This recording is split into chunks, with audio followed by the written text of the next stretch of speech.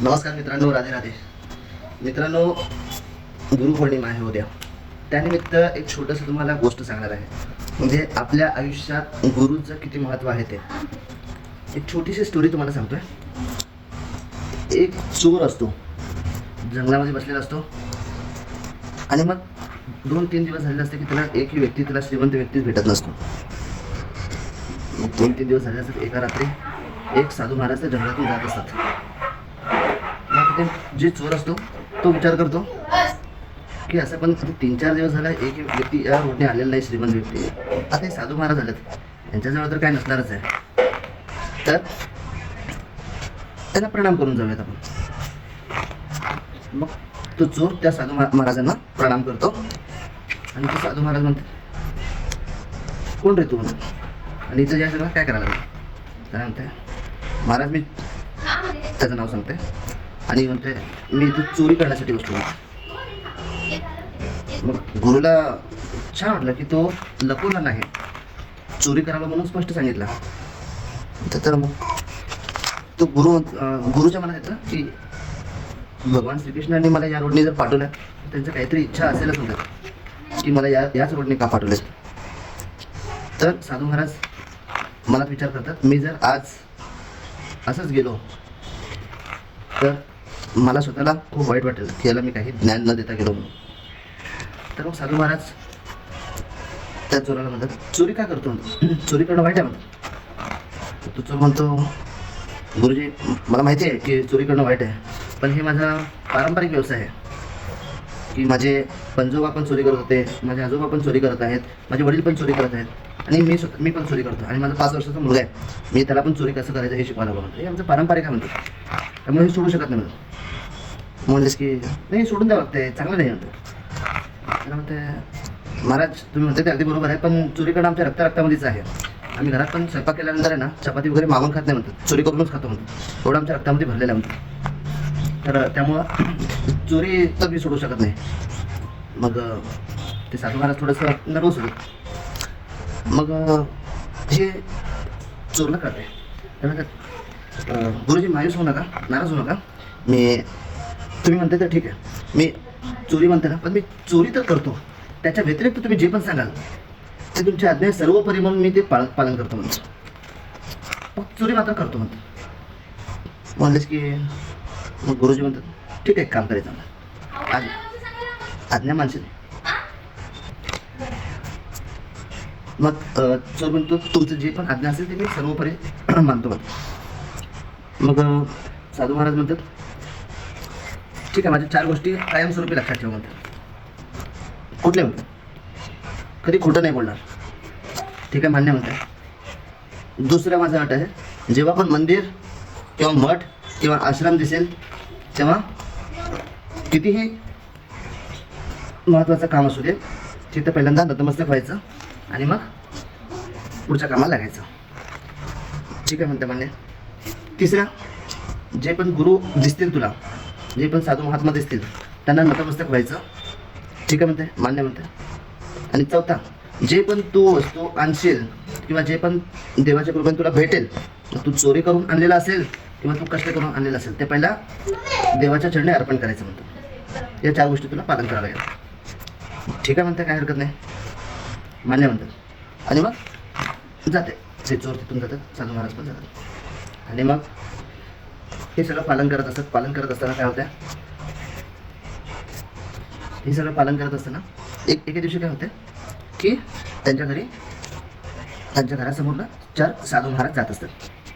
साधू महाराज जात असताना मग ह्याला ते साधूंनी जे सांगितलेले होते ते गोष्ट आठवते की साधू महात्मा जर दिसले तर प्रणाम करायचा.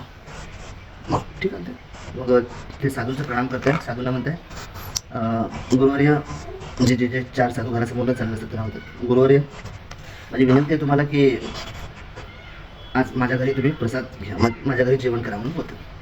मग बोलल्यानंतर ठीक आहे म्हणतात, सगळे साधू मग त्याच्या घरी जातात.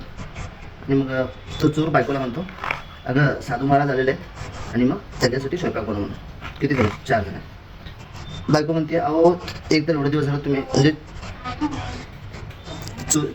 चोरी वगैरे पण म्हणजे मनात असंच केलेलं नाही आहेत आणि आता साधू महाराज 4 जण आलेत, त्यांना तुम्ही जेवायला दे म्हणताय, तर आपल्या दोघांच्या जेवणाचे प्रॉब्लेम आहेत आणि तुम्ही 4 साधूंना जेवायला दे म्हणताय, कसं करू मी स्वयंपाक म्हणून?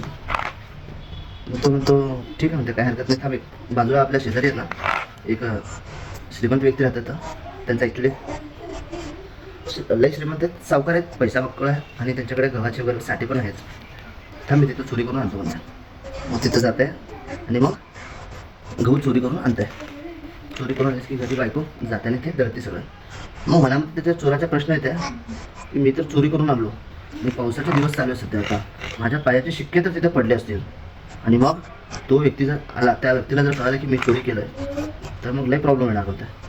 काय करायचं म्हणून जेव्हा विनंती करते तेवढ्यात पाऊस येते आणि ते जे पायाचे शिक्के जे पडलेले असतात ना ते पायाचे शिक्के बुजून जातात. मग तेव्हा त्याला भरोसा होते की देव माझ्यासोबत आहे माझं रक्षण करण्यासाठी म्हणून.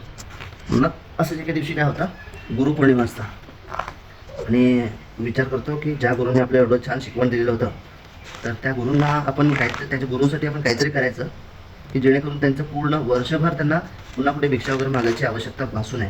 तर यासाठी आपण मोठी चोरी करायचं आणि ते जे पण पैसा येईल ते गुरूंना अर्पण करायचं, असं तो चोर विचार करतो. मग विचार केल्यानंतर काय होतं, काय करायचं म्हणून तो विचार करत बसतो. त्याच्या डोक्यात आयडिया येते, आपल्या राज्याचा जो राजा आहे त्या राजाचा एक घोडा आहे, काळा कलरचा घोडा, तर तो खूप महागडा घोडा आहे, आपण तेच चोरी करायचं म्हणते आणि त्याचे जे पण पैसा येईल ते विकल्यानंतर ते पैसा आपण आपल्या साधू महाराजांना द्यायचं, जेणेकरून वर्षभर त्यांचं सगळं अन्नधान्याची सगळं व्यवस्था होऊन जाईल. आणि मग काय होतं, तो जातो चोरी करण्यासाठी. मग राजाचं जे मेन गेट असतं तिथं चौकीदार थांबलेला असतं. ते चौकीदारला तो म्हणतो, तो चोर चौकीदार यायला विचारतात, काय रे कोण तू आणि इकडे काय करायला लागला, कोणाला भेटायचं? त्याला म्हणते मी चोर आहे, चोरी करायला आलो म्हणते. आणि मग जे गार्ड असतात, जे रक्षक असतात दरवाजापाशी, त्यांना वाटतं हे राजांचा कोणता मेन माणूस आहे, गुप्तचर वगैरे आहे, आपण त्याला असे प्रश्न विचारायला लागलो म्हणून तो नाराज होऊन असे उत्तर देत असेल, कदाचित मी चोर आहे. चोर कधी म्हणतो का मी चोरी करायला आलो म्हणून? तर ठीक आहे तुम्ही एक काम करत जावं म्हणते आतमध्ये. मग जात आहे, जे घोडा असते ते घोडा काळा कलरचा घोडा घेत आहे आणि मग निघत असते. निघताना म्हणते अहो हे तर राजाचं ते जे मेन दरवाजामध्ये जे 2 गार्ड असतात त्याने म्हणते, अरे हे तर राजांचा घोडा आहे, तू कुठे घेऊन चालला? त्याला म्हणते अरे मी सांगितलं होतं ना तुम्हाला मी चोर आहे आणि माझं काम झालं, मी चोरी केलं, घोडा घेतला निघालो म्हणून. मग त्या दोन्ही गार्डला वाटतं लईच मनावरती घेतलं आहे माणूस, चोर कधी म्हणताय का मी चोरी करायला आलो किंवा चोरी करून घेऊन चाललो, जर जावं म्हणते. जाताना निघते तर राजा आहे ना त्याला कुठं तरी बाहेर जायचं असं, त्याला म्हणतात माझा घोडा काढा, मला बाहेर जायचं म्हणून बोलतो. मग म्हणलेस की बघते तर काय त्याचं जे राजाचा घोडा असतंय काळा कलरचा ते घोडाच नसतं. नसलेस की जे गार्ड असतात गेटला त्यांना विचारतात अरे घोडा कुठे? म्हणलेस की असंच एक माणूस आला होता आणि मग तो म्हणत होता की मी चोर आहे आणि चोरी केलो आणि निघून चाललो म्हणून. मग अरे तुला कळतं का नाही असं कोणीतरी असं चोर आहे म्हणून सांगितलं तर नाही का? नाही महाराज आम्हाला वाटलं की तुमचं गुप्तचर आहे आणि कोणी असं म्हणतात की मी चोर आहे आणि चोरी करायला आलो म्हणून. तर आम्हाला असं वाटलं की त्याला वाईट वाटलं असेल म्हणून तो असं बोलला असेल म्हणून आम्ही त्याला असंच जाऊ दिलं. पकडा त्याला लवकर, इथं जवळपासच असेल. मग जातो. मग ते जे चोर असतो तो चोर चोरी करून अर्धा रस्ता पार केलेला असतो, तेवढ्यात त्याला एक मंदिर दिसतं. मग गुरुजींनी सांगितलेलं असतं की मंदिर जर दिसलं तर थांबायचं आणि मग तिथं प्रणाम करायचं.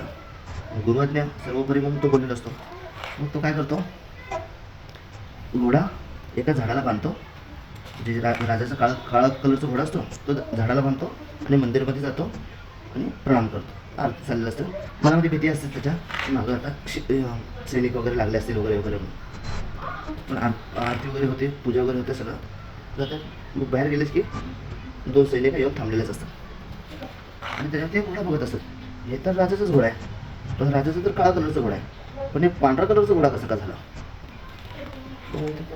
थोडं ते माणूस ते चोर असतात, ते चोर मंदिरातनं बाहेर येतात आणि म्हणते बघते ते सैनिकांना, तर म्हणते तू चोरी केला होता? म्हणते मीच केलं होतं. मग घोडा जे महाराजांचा काळा कलरचा होता, पांढरा कलरचा कसं काय झाला? म्हणजे त्यांना पण आश्चर्याने बघते चोर. म्हणते अरे बापरे मला पण माहीत नाही. म्हणते मी तर मंदिरमध्ये जेव्हा प्रवेश करत होता इथे झाडाला बांधून गेल्यानंतर तर काळा कलरचा घोडा होता. पण आता ते पांढऱ्या कलरचं कसं काय झालं मला माहीत नाही नंतर. आता माझं तर श्रीकृष्णावरती भक्ती आहे. आता श्रीकृष्ण पण माझे सावळे आहेत आणि मग ते चोर म्हणत आहेत माझे श्रीकृष्ण पण सावळे आहेत आणि त्यांना काळा कलरचा घोडा नको असेल, त्यांना गोर कलरचा घोडा पाहिजे असेल, पांढरा कलरचा, त्यामुळे पांढरा केलं असेल. ही गोष्ट काय ते सैनिकांना कळत नाही. काय बोलायला लागलं तू वेड्यासारखं वगैरे. श्रीकृष्ण असं करतात का कधी तर? त्यांना वाटलं असेल पांढरा घोडा पाहिजे म्हणून त्याने पांढरा केला असेल.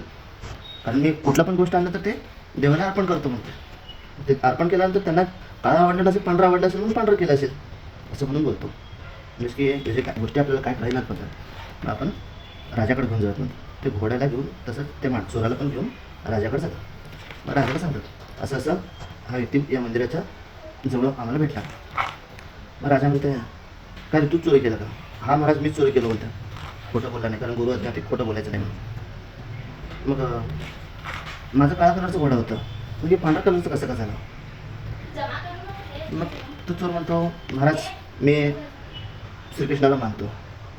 श्रीकृष्णाला कदाचित काळा कलर आवडला नसेल कारण तो स्वतः पण म्हणत असेल की मी पण सावळा आहे ऑलरेडी, मग घोडा पण सावळा कशाला म्हणून ते गोरा केला असेल. मग ते म्हणतात श्रीकृष्ण तुझं ऐकतात का? हां ऐकतात की बाईक काम. हे घोडा जे आहे ते माझ्या काळा कलरच्या घोड्याला आहे ना इथे तीळ होतं ॲक्च्युली झाड मच्च होतं. मग हे जर त्याला जर ते मच्च असलं किंवा तीळ असलं तर समजून जायचं की माझंच घोडा आहे.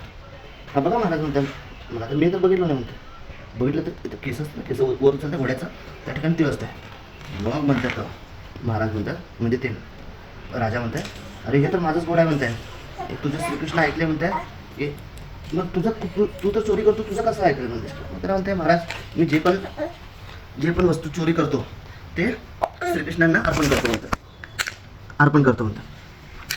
अर्पण केल्यानंतर मग ते श्रीकृष्णाने चेंज केलं असेल म्हणतात. मग महाराज त्या चोरासमोर नतमस्तक होतात आणि म्हणतात अरे तू एवढं चोर असून मनोभावे तू जर गुरुची आज्ञा ऐकला कारण त्यांना सांगितलंच नाही मला गुरुने आज्ञा दिली होती त्या पद्धतीने मी ऐकत गेलो म्हणतात.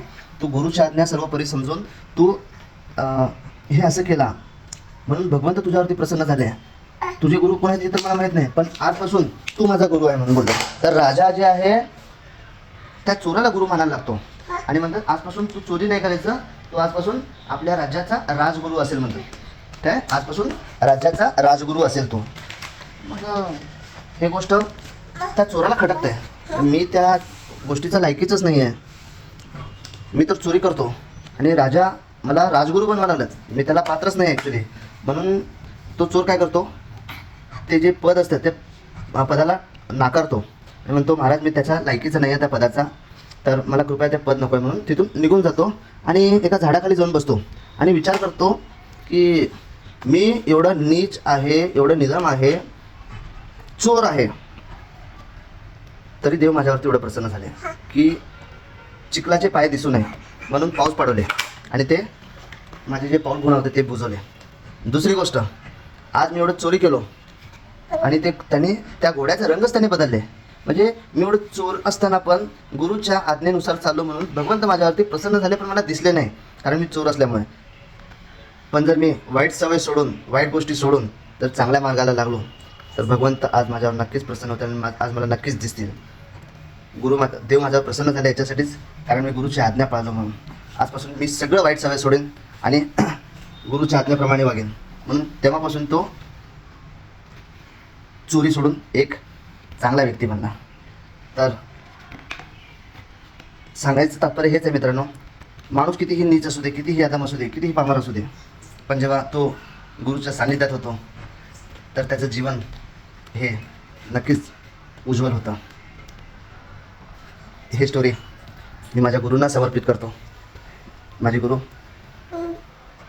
श्री प्रेमानंदजी महाराज आहेत तर त्यांना हे स्टोरी समर्पित करतो. तुम्हाला आणि तुमच्या परिवाराला गुरुपौर्णिमेच्या खूप खूप शुभेच्छा.